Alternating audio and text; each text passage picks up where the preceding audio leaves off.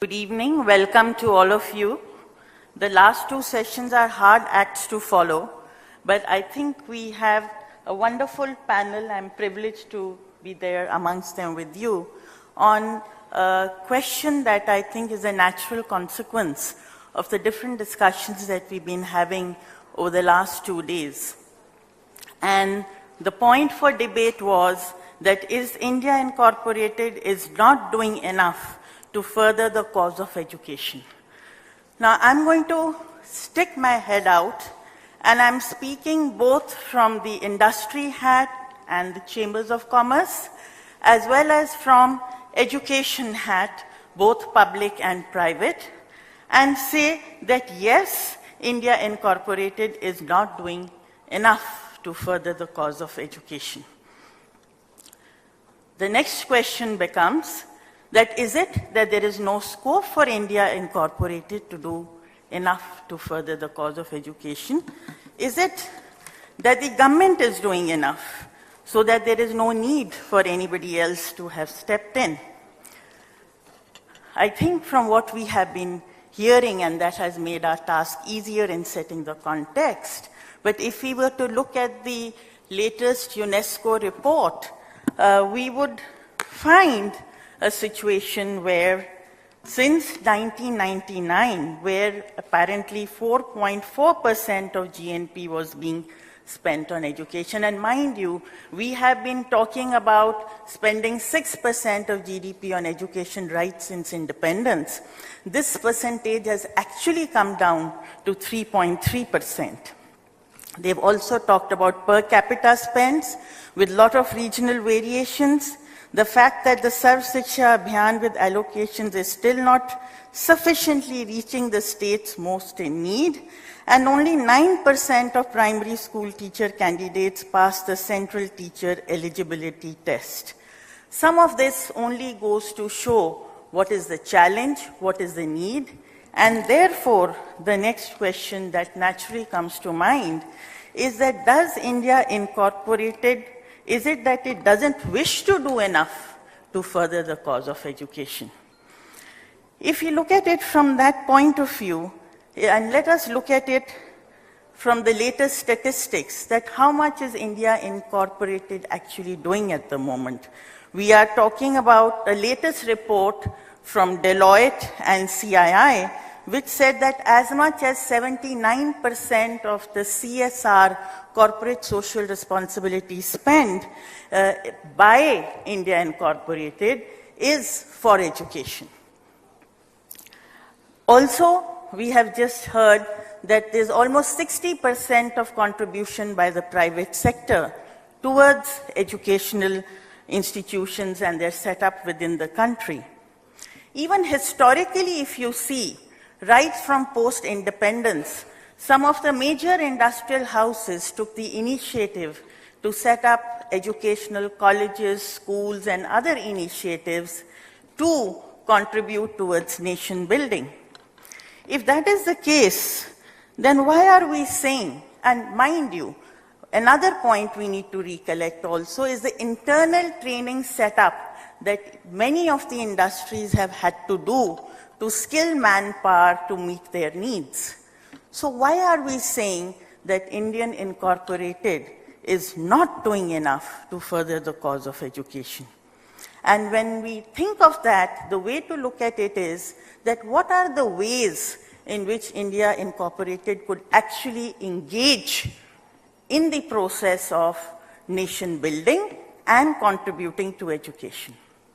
If we see the different ways in which industry engages with education, it is as a consumer, which I mean that the ways in which industry would benefit either by employing the students who come out of various educational institutions and or also partnering for research projects, for other projects, which would bring benefits to the industry as such.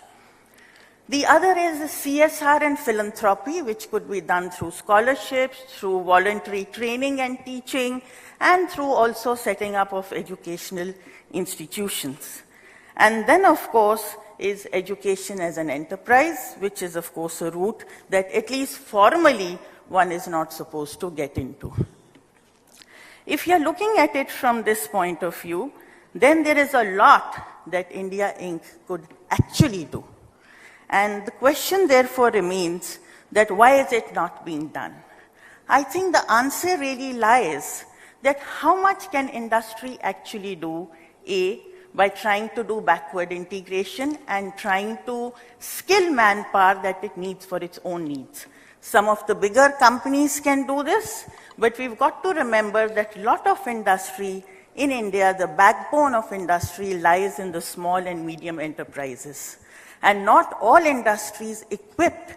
It is not their main focus. It is not in their skill set to be able to impart education and training of the type that might actually be needed.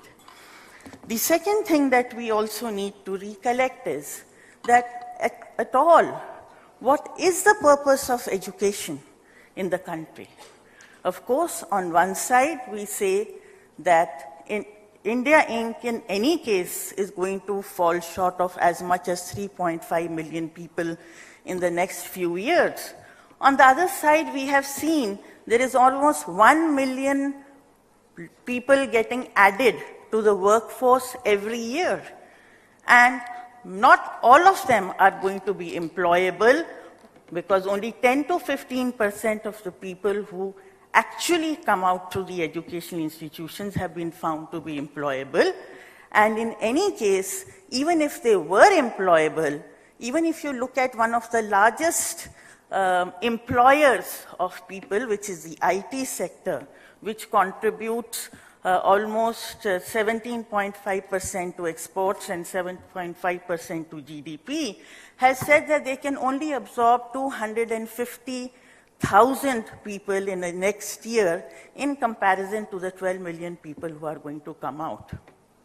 And then again the question therefore comes in is that what is the purpose of education that we have in this country?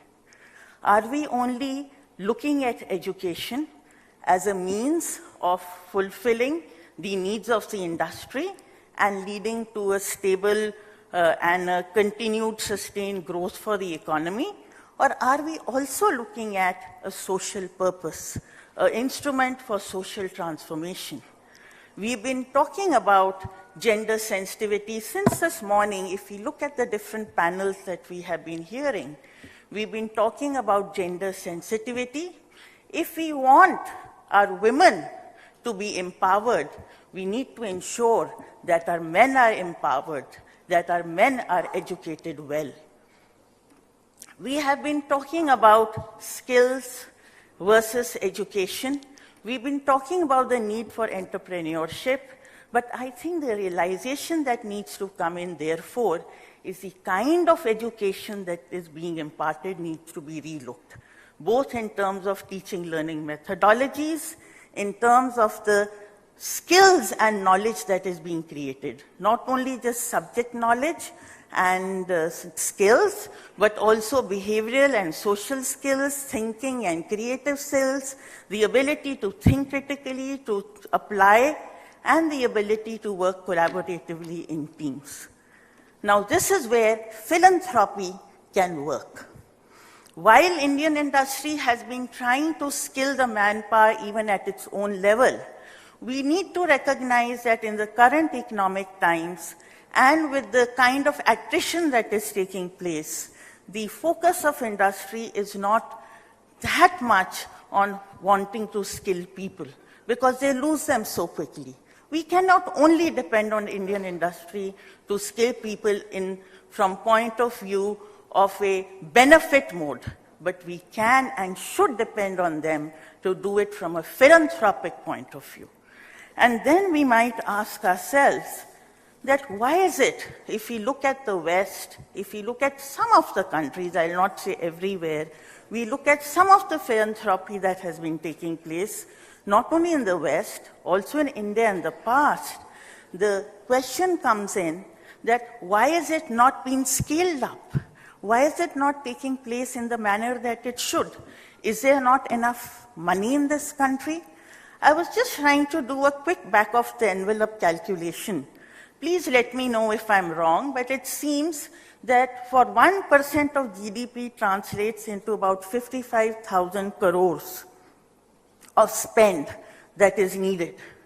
And back of the envelope, some of the scams that we've had, not pointing fingers anywhere, could be calculated at least that much, 55,000 crores, or maybe even 3 times that figure, which only goes to show you that there is enough capital that is available in this country to be able to make that kind of investment. The point is, how do you potentiate that investment into education? What is the kind of framework that needs to potentiate that kind of philanthropy in education? And what is holding it back? I'm reminded of an Urdu couplet, which is from this collection of poems and couplets by my father, Dr. Satyapal. And I'm tempted to use it here. मेरे अल्लाह को एक ही सजदा काफी है. To get divine grace, I only need to bow. मेरे अल्लाह को एक ही सजदा काफी है, वह भी दुई से. To get divine grace, I only need to bow obedience once, and that too from a distance. दरे इंसान में 100 बार दस्तक देनी पड़ती है. In the corridors of power, I need to bow hundreds of times and hundreds of times and hundreds of times. And still, the work is not done. If you want philanthropists to come in, we need to see what is the incentive.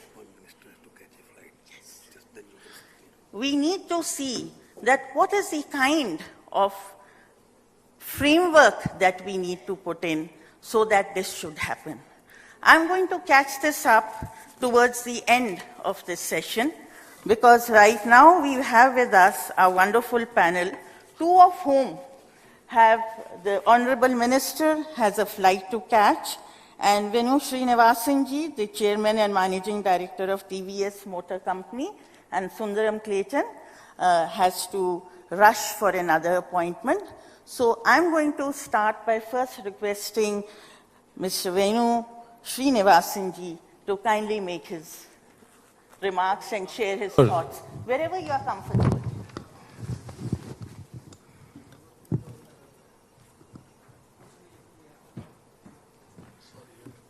I'm sorry, I will have to leave at 4:35, so I seek your indulgence because there has been a run over and I have some foreign visitors which I prior appointment. Let me get to just making a few points rather than to the controversy, should government be doing the education or private sector doing the education. I think it is known that primary role of government is to provide health, education and governance. I think there cannot be any doubt about it. Across the world, that is the model, and India too, that is the model.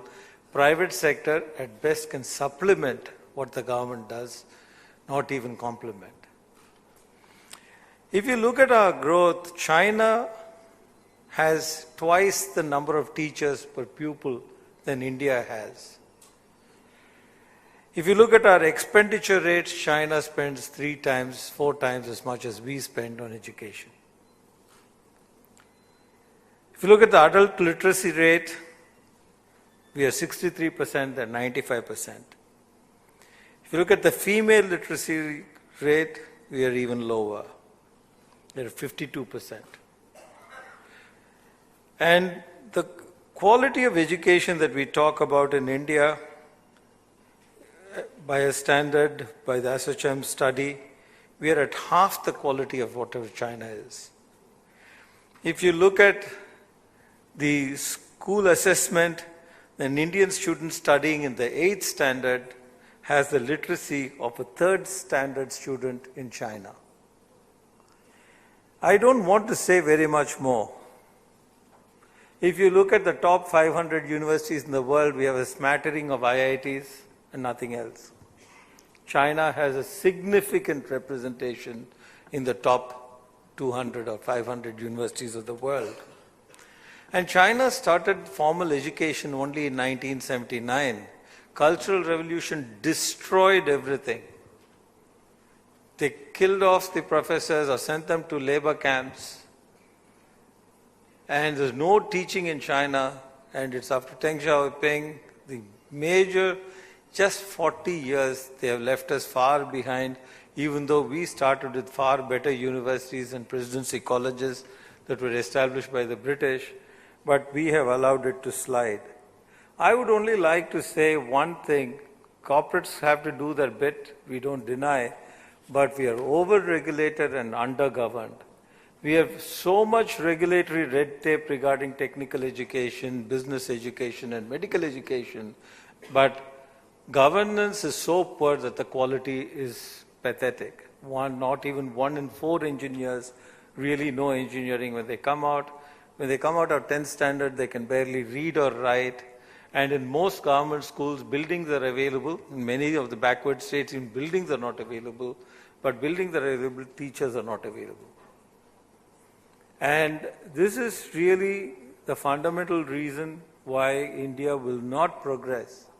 Because literacy and education, when countries reach a certain level, the change and transformation in the mindset of people automatically impel entrepreneurship and growth. And I think this is one area where we really are stuck, and that's all I would like to say at this point, and leave it to the audience to sit, rather than say, should companies are doing less, or government is doing more. This is the state of our country.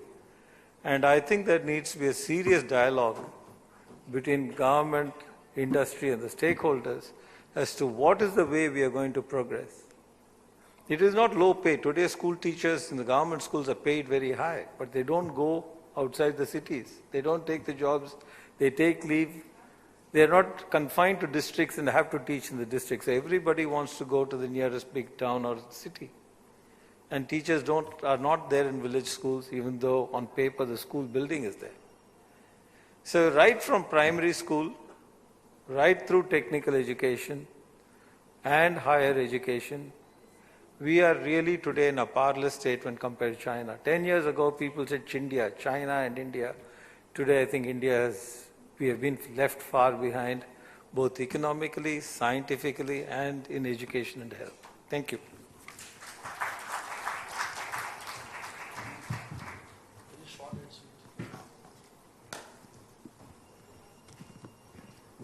Thank you, Mr. Srinivasan. You've gone right to the hub of the matter. I'm now going to request Honorable Minister R.V. Deshpande for Higher Education and Tourism, Government of Karnataka. He's a law graduate, social worker, was also Union Minister handling different portfolios, and has also handled industry for decades of the state. Deshpande ji, may I request?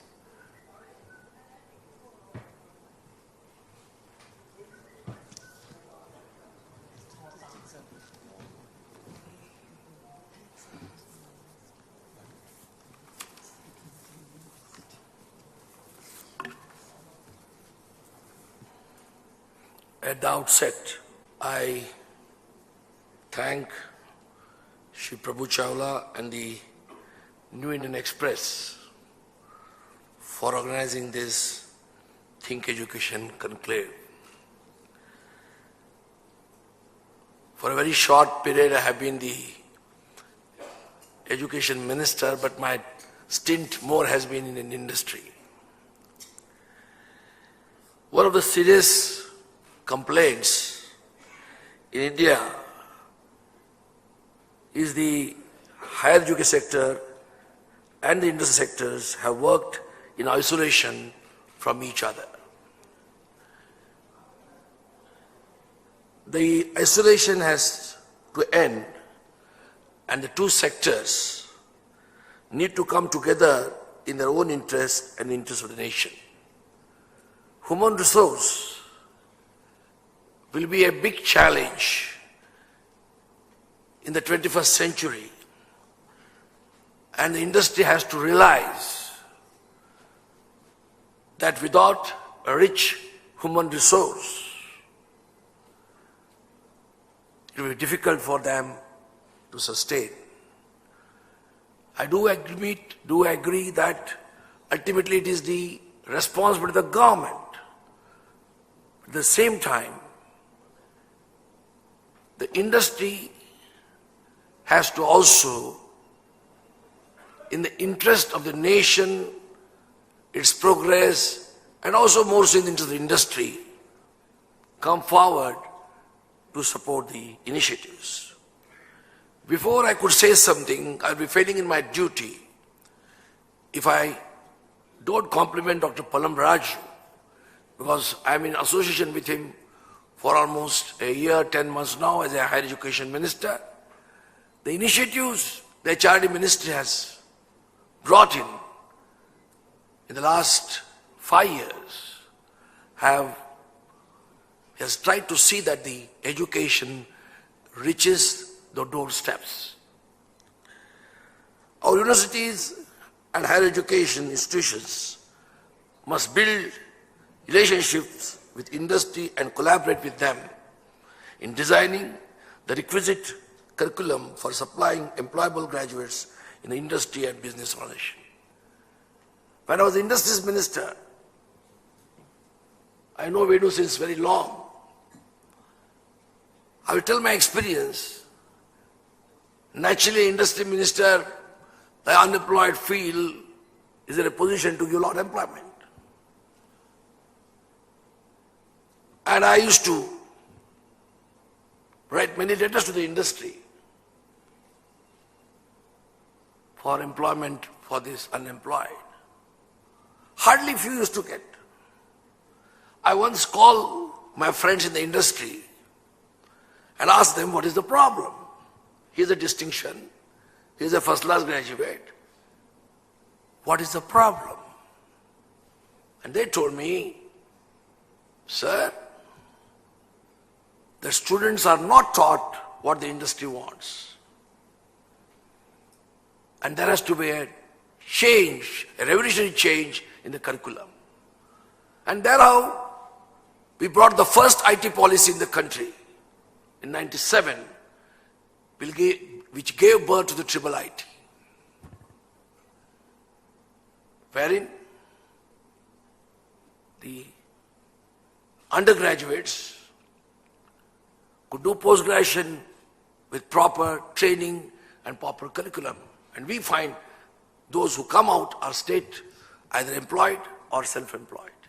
Hence it is very necessary that today the universities have to understand that their curriculum suits to the need of the hour. Industries require conceptual skills, analytical skills, verbal skills, interpersonal skills and technical skills. Enhancing employability through imparting required skills has become the imperative of the higher education system. Skills which are more in demand should be provided by our universities on a priority basis. The introduction of the soft skills and language skills will certainly improve the employability of our graduates. We in Karnataka, the HRD ministry has also given a lot of thrust on the skill development, even our engineering colleges.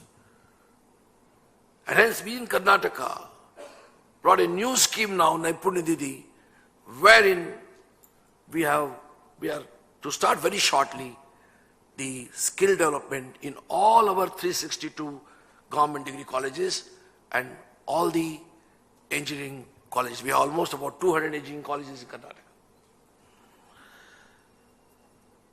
In association with industry, an industry internship program must be made mandatory so that the graduates can understand the industry atmosphere and the industries can identify the talents and skills in our graduates and employ them when opportunity arises. We have already started in Karnataka the interaction between the industry, academia and our universities. Only with this, I think, we can come more closer. Just if I go on blaming the industry, I think it will not be proper. The government has also certain responsibilities. The universities have their responsibilities. And I think with cooperation and understanding, if we all march ahead, I'm sure the industry will definitely encourage supporting education. At present, our industries have to rely on graduates who have sufficient theoretical knowledge but lack of practical competence. The growing economy now faces shortage of competent manpower. There is a mismatch between required qualifications and competence, which I just said.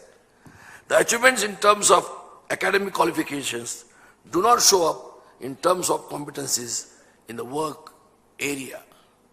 There is a big difference between the actual learning outcomes and the required learning outcomes.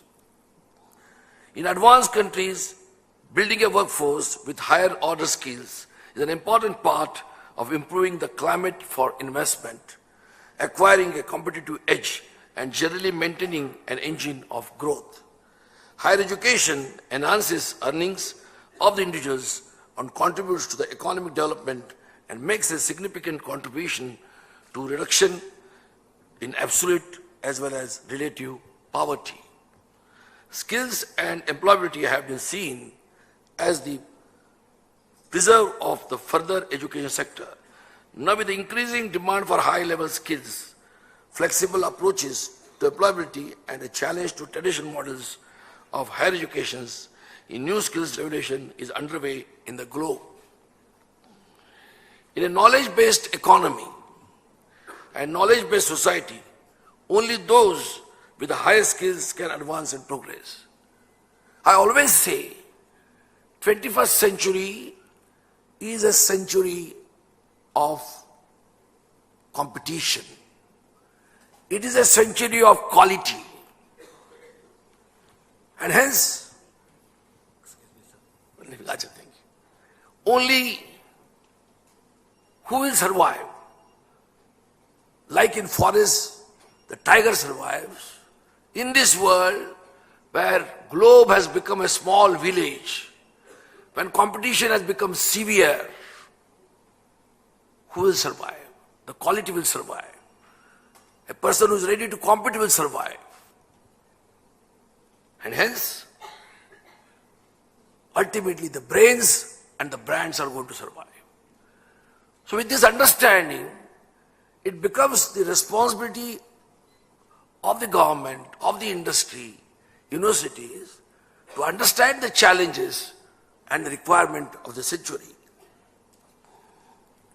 Indian economy, no doubt, in the last 2 years they have been set back, but it was growing at a speed of 8 to 9%. India cannot grow in isolation. And hence, as the world economy itself was going into problems, effects have been there on Indian economy. But the growth story of India is intact. As rightly put up by Mr. Raju, the younger generation, which we have, I don't think any part of the world has. The population in USA, UK, Europe is all aging. So it becomes our responsibility to see that we train, educate our youth in right direction, in right skills, because that is the asset of the nation. Now the concern is the ever-increasing number of unemployable graduates. Now we are saying that we should increase our GER, more and more undergraduates should be there, graduates should be there. What is the position? What is the unemployment ratio today? In such a scenario, before it goes out of control, we have to think how we create jobs. And when the industry will give jobs? When they get qualified people for the requirement of the industry. So I just said 2 minutes back that it is the responsibility of the government, the universities, to see that curriculum which they teach suit to the need of the industries. There has been a lot of talk about industry-academia interaction. Indeed, there is a great need for the both to come together, interact, build synergies, and to address complementary issues by remaining in their respective domains. In the present global scenario, aerospace, automobile, agriculture equipment, infrastructure, marine and other industries, agro-based industries, are emerging with demands a lot of technocrats with diverse engineering knowledge.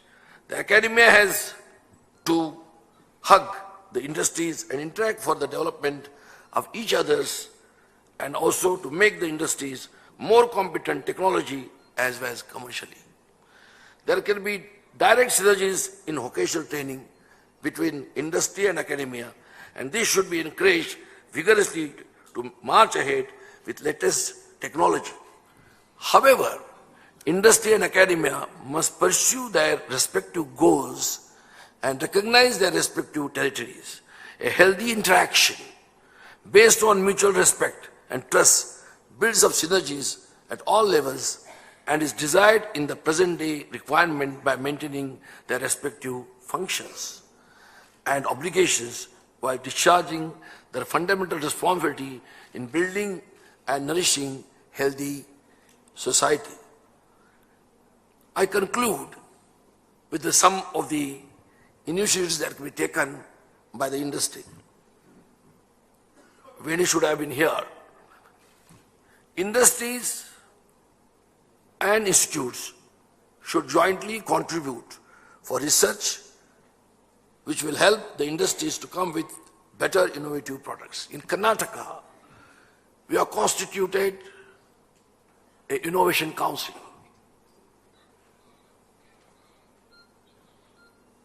Sometime after I took over as industries minister,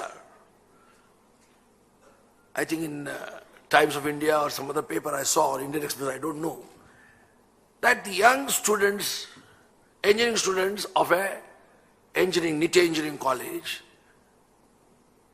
claim that they have made innovation in the smallest car which could be in the world. On my own initiative, I went to the college with my principal secretary and the vice chancellor of the VTU, and I was amazed the innovations they had done. I thought, why we should not encourage these innovations?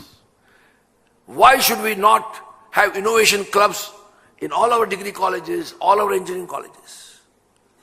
And hence, now in VTU we have created an innovation fund. And we are encouraging innovations, and we are also instructed in all our government aided colleges there should be innovations club. Because that is the biggest challenge. Even Indian industry, not now, I'm talking about a decade back, never bothered about research. Now they have realized that when the competition is order of the day, now industries have started looking at research. So also, research, innovations are very important when we try to look at the education sector also. Industries and institutes should start finishing schools as part of the continuing education activities, which would help to train the students into industry-specific skills sets and thus make the students productive as soon as they join on board. The industries may select final year engineering students from different engineering colleges and can offer industry-specific training along with curricular workers so that highly skilled and knowledgeable workers stay in the workforce. Reframe retirement as an opportunity for experienced employees to help close the skills gap through mentoring, coaching or other activities. Comprehensive autonomy of education institutions across India must be increased so that they can provide the best curriculum to make their students industry ready. Engineering students should go through their industrial training during their engineering curriculum so that they can become aware of what industry is looking for and they get molded to the environment early. Industry should design these training programs and take students' training seriously. Legislations like the current Apprenticeship Act should be amended to include the option of training in multiple skills with provision of multiple entry and exit points. The industries can start education training program for their employees in the industry by collaborating with suitable education institutions.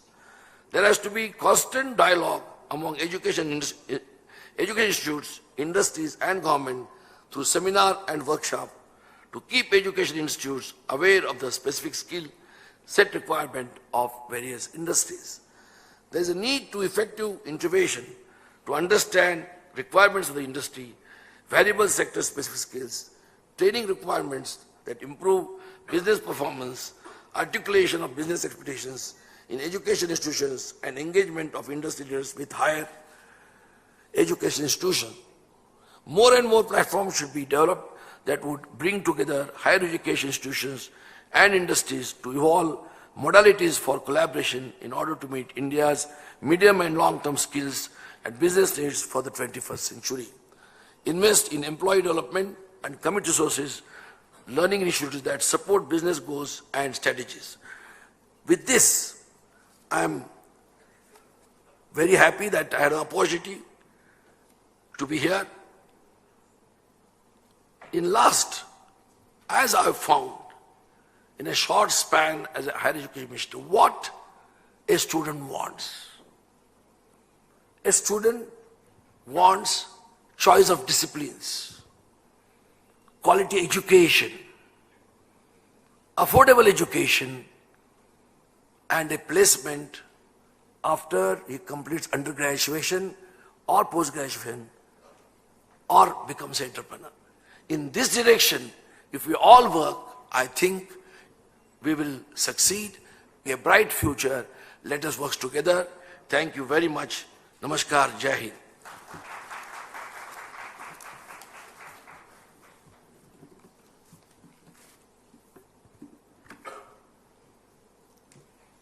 And may I remind you once again to please place your cell phones to the silent mode. This is perhaps going to be one of the most invigorating and interesting sessions so far in the conclave. Without further ado, ladies and gentlemen, I hand over the proceedings to Mr. Shankar Iyer. Please greet him with a warm round of applause.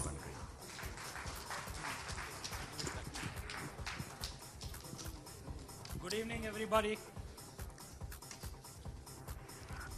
हमारा कार्यक्षेत्र यांत्रिकी और निर्माण, ऊर्जा, cement, steel, Hello. Yeah. Good evening, everybody. Please settle down. Please put your mobile phones on silent mode. We are now headed for a very interesting and exciting session. Does India need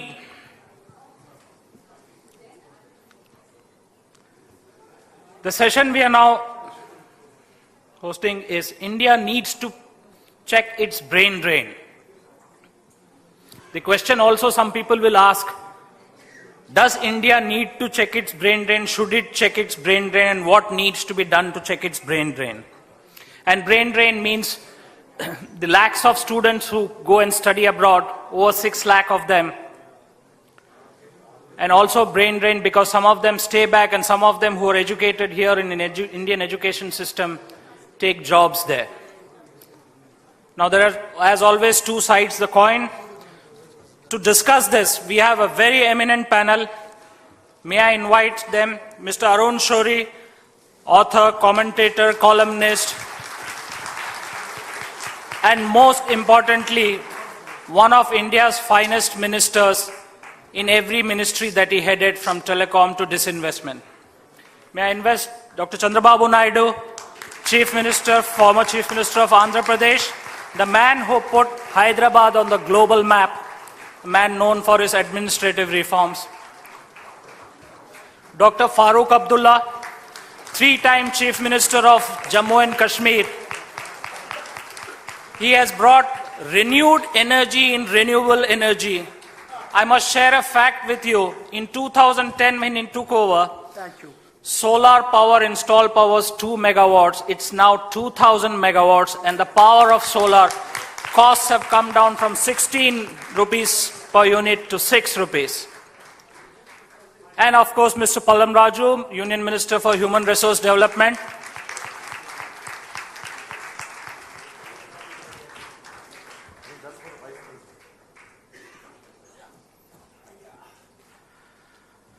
As always, we will start the proceedings with an opening summation by each of the guests here.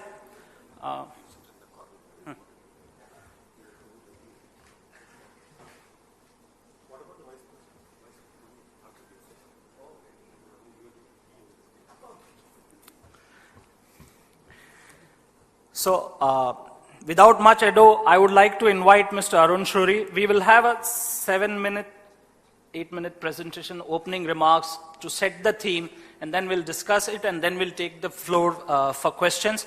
Mr. Shuri.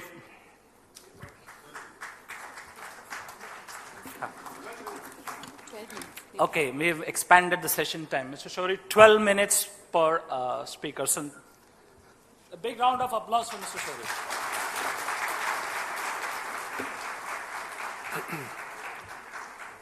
My friends, I will not take any time to tell you about the problem that has been mentioned again and again from the morning, and I'll focus only on the solutions. If we want to keep the brains from draining out, we have to ensure that we do not put our brains in the drains. And for that, action has to be taken on 3 fronts. One is on the education system itself, and I'll mention some of the solutions we should consider, some of the solutions that Chandrababu Naidu, Mr. Pallam Raju, these people have pioneered and are working on today. Second, not just by just educating people, but if we are not able to provide jobs which are worthwhile, which engage them, which give them the full scope for creativity, they will go abroad, whatever we do.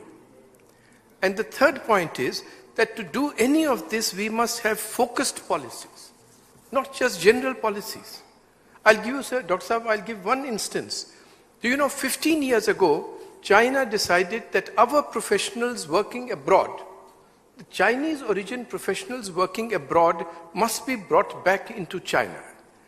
Today, 25% of the Chinese origin professionals working abroad have come back into China because of a focused policy. Now, in the background note which was given, I'll tell you the issue.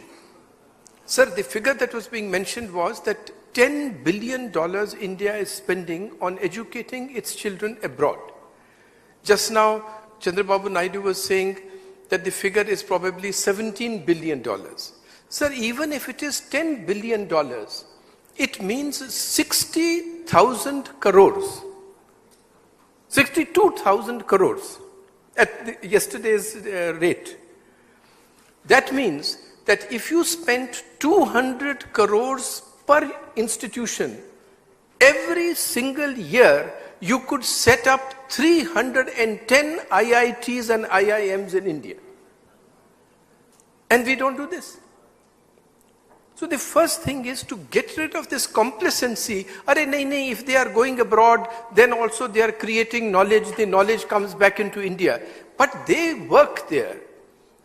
And they create the manufacturing strength there. And our trade now, for instance, with China is such that it is like the trade with the British in the colonial times. We are sending them raw iron ore, and we are getting the steel products, and our electrical engineering is also wiped out.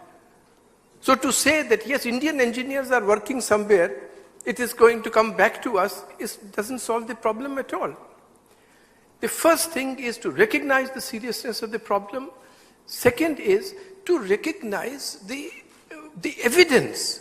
So Pallam Raju knows this evidence very well. So there is an international survey by the OECD. And it is as you know, the PISA survey in this thing. They surveyed 73 countries. We are 72. China is number 1. And what was our reaction? This figure came out in 2010. In Britain, which was stagnating while China was moving up, if you look at even the BBC news site today, you will find what deep introspection there was of what we should do. But in our case, what was the response? We went off the survey. We said it is a biased survey. In Singapore, they look for every international survey and they say, yes, come and measure us, so that we can find out where we should improve. So we have to get out of this denial. And the same thing in the case of the ASER, this ASER survey, the annual status of education report, that their standards are appalling. You have got many figures today. And secondly, even worse, that they are falling. Now for this, I would suggest, I have 10 minutes more, so I'll give you 10 solutions. First is, you have to roll back the current ideology in which mediocrity has become the norm, in which standards are now dismissed as an elitist conspiracy to keep the poor down, in which intimidation has become argument and assault has become proof. Unless you get rid of this, unless you aim for excellence, you cannot have excellence in any sector, certainly not in as pervasive a sector as education. They say, oh, we will bring foreign universities.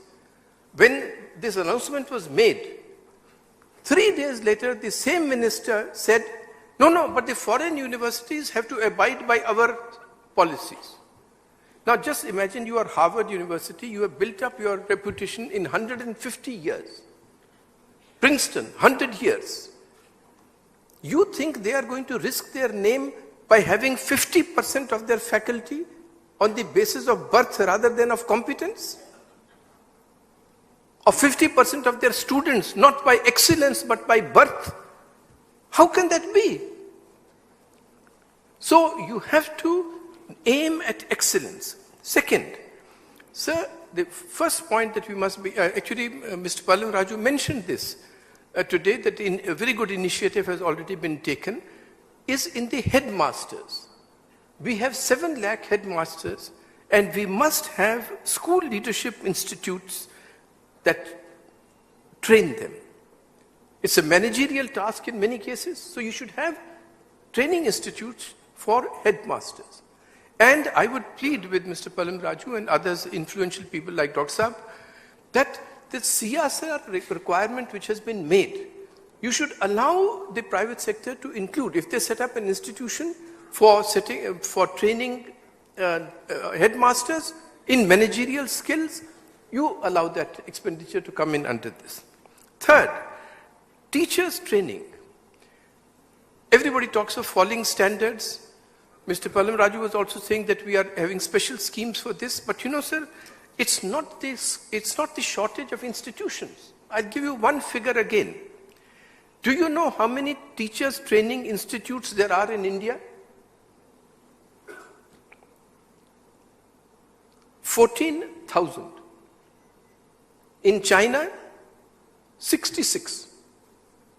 And their teacher quality and our teacher quality, you see. It is what you do with the institutions. Third, every survey after survey shows 3 things. Instruction is better in private schools. Second, it is at 1/3 of the cost of government schools. Government schools is 11,500 rupees per student per year. Private schools is 1/3 of this. And third, that the quality of instruction is much better in the private schools. Fourth, that even the poor, even in rural areas, the surveys show the parents want their children to go to private schools. So, you have to ensure an institution which will which will use this to have strength in this way. Fourth is something that has been done, but I would want to these 2 distinguished ministers, and I'm sure Chandrababu will be a very important figure in the coming years again. We have to introduce vocational training and other skill improvement in normal courses, because in India, to say that after the 8th grade I should go into vocational education, parents think that ये second class एक खुदा line में डाल रहे. So you have to introduce it in the main thing. Second is on apprenticeship. It was said, Mr. Pallam Raju made a very good point, that in India it is by informal methods of the master craftsman handing over his paper mache skill, carpet weaving skill to the apprentices. But do you know what has happened? Because of the Apprenticeship Act. In India now, there are only 3 lakh apprentices. In a much smaller country like Germany, there are 10 million. In China, there are 40 million apprentices. And the Apprentices Act has killed apprenticeship in India. So one of the main strengths of India of transmitting knowledge has been killed by this act, and I recommend to you, studies have been done on this. Actually, there's a Planning Commission report on the Apprentices Act, as on everything else, and we should act on this matter. Fifth, in all public services, we have to recognize that there will be different tiers of services. You will not have super specialty hospitals for everybody in India. So we have to recognize there will be different levels. Similarly for education, and do not kill excellence in the name of equality. There is no place for the second rate either of an individual or for a country in the 21st century. It is a cruel world, and unless we aim for that, nobody is going to think, oh, you are taking care of the poor. You have to do both things. I was very happy to hear from Mr. Palam Raju that he has started an initiative of allocations to states being given by their adopting new policies for improvement. But sir, I can tell you from the state side, because I've been following this matter, it is just in the nascent stage. The allocations are still by formula, and you have to do what the US did to improve education in colleges of that under the Race to the Top program. Second, in the schools, all allocations are being made by inputs. How many rooms, toilet, number of teachers, not by outcomes of performance in the schools, in the school exams. So you have to shift that to outcomes. This has been done in one state with very great success. You may be allergic to that state, but it is Gujarat. They have done it.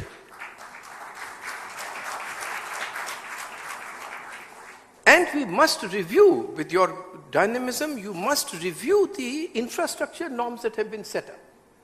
Dr. Saab knows, he's one of our best, at that time, so he's actually a great healer, not just a doctor.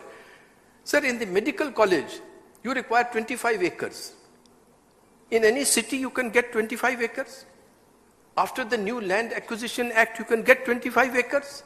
Why don't you allow them to expand vertically? It's 1 acre, but you can expand to 20 stories. The same facilities can be provided. Why not use other things for education? After all, if you have to have multi-tiered medical facilities, why not multi-tiered medical degrees? Why not convert our district hospitals for training paramedics, for training nurses? You can easily do it. 3 things and then I'll stop. I feel, sir, that this is the one sector that's left, other than defense production, in which Mr. Palam Raju strove so hard. This is the one sector which is still in the grip of the license quota Raj. So I would plead with all educationists, we must have a drive for de-affiliation from boards and from universities. You say, I am St. Stephen's College and I will be known by my products, by my graduates. After all, the IIMs are not affiliated to anybody. You don't allow them to give degrees, but everybody accepts their diplomas. So there must be a drive for de-affiliation. Second, do not set up another regulator. In fact, the UGC, AICTE, Medical Council have become great obstacles. They are what the DGTD used to be, what the Controller of Imports and Exports used to be. So you have to re-examine their thing. The best way is very good independent rating agencies and wide publicity to the rating, and the parents will choose the school's best. It has great effect. Prabhuchawla is here. Shankar has been there in India Today. India Today started this process, sir, Dr. Saab knows, Chandrababu Naidu knows because they have distinguished themselves in that sphere, that they started rating the states. And that had a great effect on state chief ministers. I remember a very well-known chief minister ringing me up, "Arey bhaiya, pata hai India Today ki rating mein 13 criteria se 11 mein hum first hai." What an important signal that was, that the rating. So you rate the educational institutions, not government. Independent raters come, they do this, government publicizes those rate. There will be corruption, but people will eventually learn. Finally, technology to be used to overcome many things. For instance, teacher shortage. Why can we not have a situation? Today we have, because of the work that has been done of liberating the communication sector, you can today have the best man in Tamil Nadu give a lecture on a particular topic, and it can be broadcast in the local language to every college in Tamil Nadu. So every student gets access to the best person in the state. Similarly for literacy, similarly for open courseware. Now about 300 of the best universities in the world have put all their coursework, including their live lectures, on internet. So as was being mentioned, we should acclimatize. That lecture is given, that courseware is accessed, and then the local teacher gives the local tutorial. And finally, sir, none of this is going to get done unless the tax structure is changed. Do not look upon private sector or public sector, private sector or government, not either or, but and also. Both working together. No private person will come, he doesn't have infinite resources to drain out his whole pocket to help education. It will have to be a profit activity. If it's a non-profit institution, lay down criteria and incentives for that. But tax incentives should be given for setting up institutions in education, involve the private sector in apprenticeship and in placement. Because of the Apprenticeship Act, out of these 3 lakh apprentices, 1 lakh are in Gujarat. Do you know how? How? Out of the whole of India, 1 lakh is in Gujarat. How? Because in Gujarat, they gave the ITIs to the private sector. You want 2 rooms? You can have 2 rooms. You train these fellows here, they work in your factory, and the central government gives a subsidy per person who's employed. But that subsidy will not be given to the firm till the person is working with you for 1 year. So they've had the largest number of apprentices being absorbed by industry. So why can we not think of such things? And there should also be a tax incentive, like the Premji Foundation has done excellent work in Karnataka in raising. They didn't set up their own institutions, their own schools. They said we will help improve the standards of government schools. So you should give a tax incentive for that. So innovation, perseverance, continuity of policy, and most important, focus. So that these wonderful people who have shown initiative in each of their fields will now do all this. And after education, please remember, the brains are going to fly away because it is one world, and that will be a very big setback to our manufacturing and our growth. So you must create an investment climate in which Indians invest in India. I can tell you, Dr. Saab, in the last 2 years, do we know that 2,000, Shankar will know, 2,800 Indian entrepreneurs have moved to Singapore. You cannot get a bigger house today in India to say, yes, we will invest in India. So even if you improve, even if Palam Raju, with his great dynamism, brings about that revolution in education, people are well educated and there is no investment in jobs, therefore they go abroad again. So we should not do this. Everything that needs to be done is well known. It has been repeated so many times. It's time to do it. Thank you.